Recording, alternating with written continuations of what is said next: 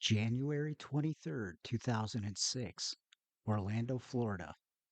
Jennifer Kesse had just returned home from a weekend getaway. She called her boyfriend Rob Allen one last time before bed. It was around 10 p.m. Her voice was steady, cheerful. Nothing seemed out of the ordinary. By morning, she was gone. Her condo, pristine with no sign of a struggle. Her phone, silent. Her car, missing. 2 days later, police found that abandoned car at a nearby apartment complex, and on a grainy security camera, they found something else. A figure, walking casually away, a face forever hidden by the bars of a security gate. Was this Jennifer's abductor, a stranger, or someone who knew her? For nearly 2 decades, Jennifer Kesse's case has haunted Florida. A story of a young woman with everything to live for who vanished in the space between her front door and the morning commute.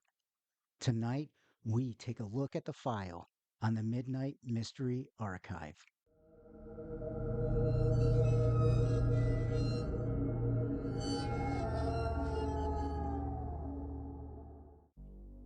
Jennifer Kesse was 24 years old, smart, ambitious, beautiful. She'd recently bought a condo in Orlando, her first home. She was working at a thriving real estate finance company with a supportive family and a steady boyfriend. On January 22nd, 2006, she returned from a weekend in St. Croix with Rob, her boyfriend. The two spent the evening talking on the phone and making plans for the week ahead.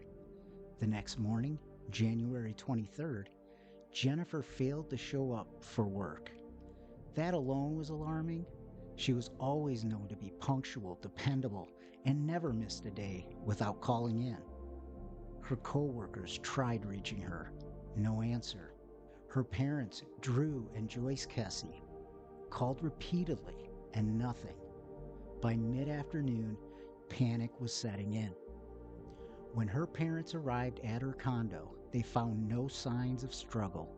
Her car was gone, but her purse, wallet, and phone appeared to be missing with her.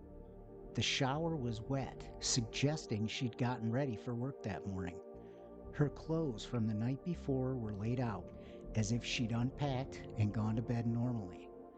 It was as if Jennifer had left her condo on her usual morning routine and vanished between her front door and her car.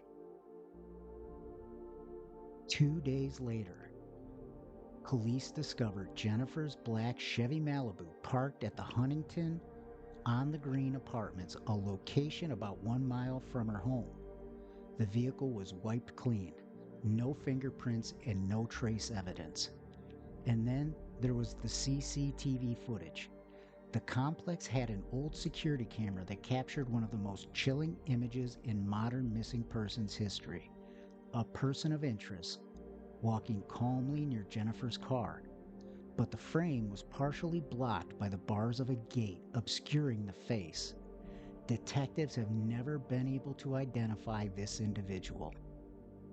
Police initially theorized that Jennifer may have been abducted while heading to work. Construction workers were renovating units in her complex at the time, and some had reportedly harassed her in the days leading up to her disappearance. But as hours turned into days, the investigation stalled. There were no witnesses, no confirmed timeline beyond that final phone call. No one heard a scream, no one saw a struggle, and Jennifer Kesse was simply gone. In the first 48 hours, investigators worked against the clock. Jennifer Kesse's disappearance didn't look like a runaway case or even a voluntary absence. This was something else. But what? The single best clue came from a grainy security tape at Huntington on the Green Apartments, the complex where Jennifer's car was abandoned. The footage, time-stamped around noon on January 24th, showed a person walking away from Jennifer's parked car. The figure appears to be between 5'3" and 5'5", dressed in work-style clothing. Their gait and posture suggested male, but the low resolution made identification nearly impossible. The security gate's bars aligned perfectly with the person's face in each frame, obscuring it entirely. Law enforcement called it a stroke of bad luck. The footage captured a potential suspect, but every frame was blocked at just the wrong moment. Attention quickly turned to the workers at Jennifer's condo complex, which was under heavy renovation at the time. Jennifer had reportedly told her family and boyfriend she felt uncomfortable around certain workers who catcalled her or made comments. Police interviewed many of them, but without any evidence, they couldn't make any arrest. Inevitably, other theories emerged. A stranger abduction. Someone may have followed Jennifer as she left for work that morning. A known acquaintance. Though police cleared her boyfriend Rob Allen early on, some internet sleuths continued to scrutinize his alibi. Then a crime of opportunity. The area where Jennifer's car was found was known for crime and drug activity, suggesting she may have crossed paths with a predator. The car itself added to the mystery. Detectives found a small DVD player and other items still inside, suggesting robbery wasn't the motive. It was also wiped of fingerprints. Cadaver dogs later alerted to the scent of human decomposition under the car's hood and trunk, but no physical evidence was found. In the weeks that followed, volunteers combed nearby woods, lakes, and construction sites. Dive teams searched retention ponds. National media outlets like America's Most Wanted featured Jennifer's story, but every lead led nowhere. And despite the attention, the case grew cold. No witnesses, no confession, no sign of Jennifer. Her family, though, refused to give up. But with each passing year, hope grew harder to hold on to. For years, the Kesse family felt like the investigation into Jennifer's disappearance had stalled. They believed critical leads weren't being followed, evidence was gathering dust, and law enforcement was unwilling or unable to dedicate the resources the case needed. By 2019, 13 years after her disappearance, they decided to take matters into their own hands. In a groundbreaking move, Drew and Joyce Kesse sued the Orlando Police Department for access to Jennifer's case files. They argued that they could no longer trust the official investigation and needed the records to pursue private leads. After a long legal battle, the family actually won.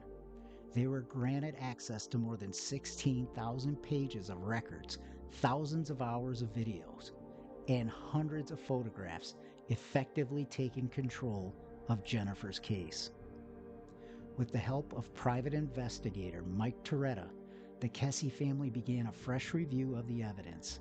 Toretta's approach uncovered alarming gaps in the original investigation. Witness tips that were never fully followed up. Leads involving the construction workers at Jennifer's condo complex, some of whom left the country shortly after her disappearance, not followed up.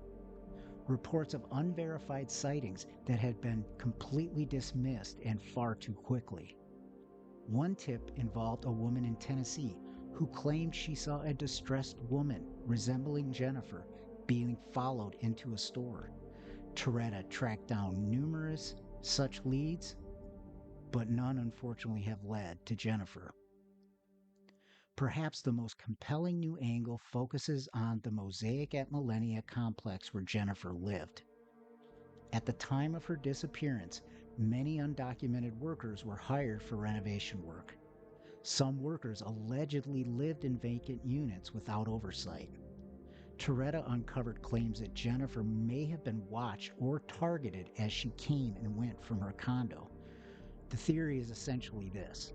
Jennifer may have been abducted while walking to her car that morning, a crime of opportunity committed by someone who knew her schedule. For nearly 2 decades, Jennifer's case quietly faded in the public eye, but in recent years, the Kesse family, through determination and commitment, refused to let hope die. In a major development, the Florida Department of Law Enforcement recently took over the case, and the results have been very encouraging. In June of 2025, FDLE revealed that new DNA evidence has been obtained. They have narrowed the list of persons of interest and officially declared that Jennifer's case is no longer cold. Investigators have reanalyzed key pieces of evidence with modern forensic technology, DNA retesting of Jennifer's car and personal items, AI-enhanced analysis of the infamous surveillance footage from Huntington on the Green apartments, fresh interviews with over 45 people connected to the case. FDLE has confirmed that some early suspects have been ruled out, while a short list of individuals has emerged as a renewed focus. These breakthroughs have reignited public interest. Major outlets like Fox News and Crime Online have covered the developments, while true crime communities across social media are buzzing with new discussion. Drew Kesse, Jennifer's father, recently stated, "For the first time in years, we feel like progress is being made. Someone knows what happened, and we believe the answers are coming." After 19 years, Jennifer's case is no longer frozen in time. The combination of family determination, private investigation, and new forensic technology has pushed the case closer to resolution than ever before. Jennifer Kesse's disappearance is a story with no ending. Not yet. But it has become one of the most studied missing persons cases in Florida, reshaping how investigators, families, and the media approach unsolved crimes. And at the center of it all is that single haunting image. The CCTV footage from Huntington on the Green apartments is iconic in true crime circles. It's just a few seconds of grainy video, but it has haunted investigators for nearly 2 decades.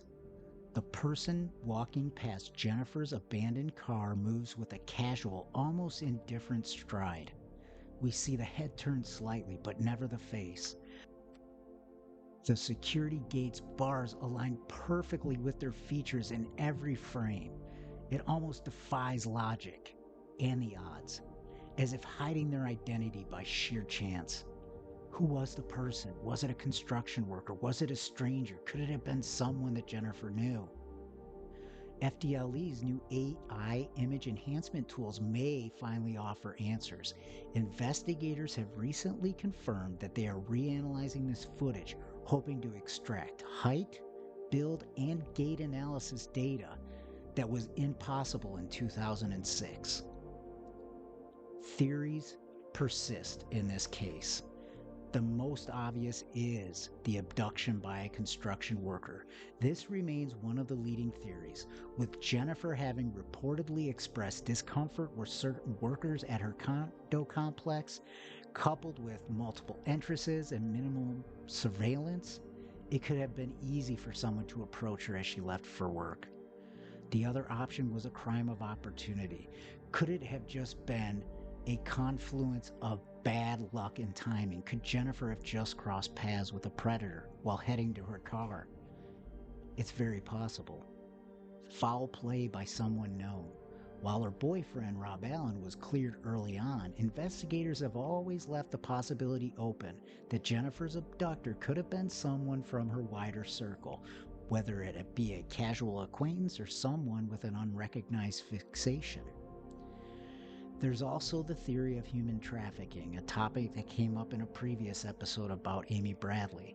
Some experts speculate Jennifer may have been abducted for trafficking. Orlando is a hub for tourism and transit, making this a chilling possibility, though there is no firm evidence to support it. Drew and Joyce Kesse have spent nearly 20 years searching for their daughter, hosting press conferences, leading searches, and pushing for reforms in how cold cases are handled. Their work has not only kept Jennifer's story alive, but has also inspired other families to take control of stalled investigations.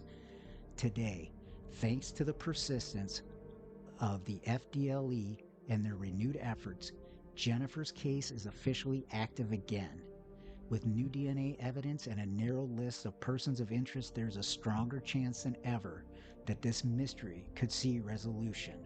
And none of this would have happened without the persistence and the dedication of her parents. Jennifer Kesse was just 24 years old, ambitious, kind, and full of life. Her disappearance was not just a tragedy, but a reminder of how fragile the line between ordinary life and unspeakable mystery can be. Somewhere, someone knows what happened that January morning in 2006. Somewhere there's a truth waiting to be uncovered in a memory, in a piece of evidence, or maybe in the frame of that grainy surveillance tape. The Kesse family will not stop until they find it, and neither should we. This is the Midnight Mystery Archive. Remember, we are available on all podcast apps, Apple Podcasts, Spotify, Amazon Music. Also, we're on TikTok now as well, where I share some additional insights above and beyond just the episode. And keep in mind, every Tuesday and every Friday, a new episode drops. Thank you for listening. Until next time.